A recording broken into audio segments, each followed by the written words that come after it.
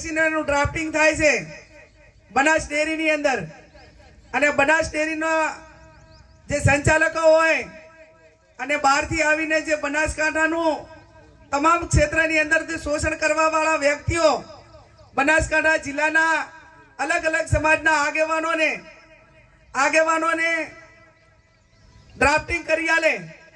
પ્રજાપતિ સમાજને કેવું બોલવું, દલિત સમાજને કેવું બોલવું, બ્રાહ્મણ સમાજને કેવું બોલવું, ઠાકોર સમાજને કેવું બોલવું, એ તમામ બોલવા વાળાઓને મારી બે હાથ જોડીને વિનંતી છે કે જ્યાં તમે જે વિચારધારા સાથે બેઠા છો ને એ વિચારધારામાં તમે જે શબ્દો બોલો છો એ શબ્દમાં કેટલું તથ્ય છે, અને તમને ખાલી બોલવા પૂરતા આગ્રહ કર્યા છે.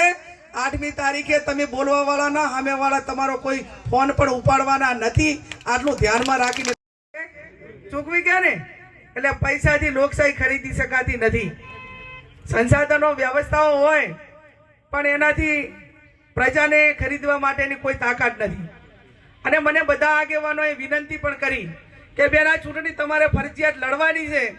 એકદમ લડાવવા માટેનું કારણ શું કે જેનાથી આખો જિલ્લો બનાસકાંઠા બીએ છે એની સામે ચૂંટણી લડવાનો સૌથી વધારે અનુભવ તમને છે, એટલા માટે કરીને આ તમારી ચૂંટણી લડવાની. 2017માં બધા સંસાધનો હતા, તમે બધે નજરની સામે જોયું. 2022માં બધા સંસાધનો હતા, તમે બધે જ નજરની સામે પરિણામ જોયું. એટલે મારો કહેવાનો અર્થ એટલો જ છે, અને મારે તમને એટલી જ ખાતરી આપવાની છે કે આજે સિદ્ધાર્થભાઈ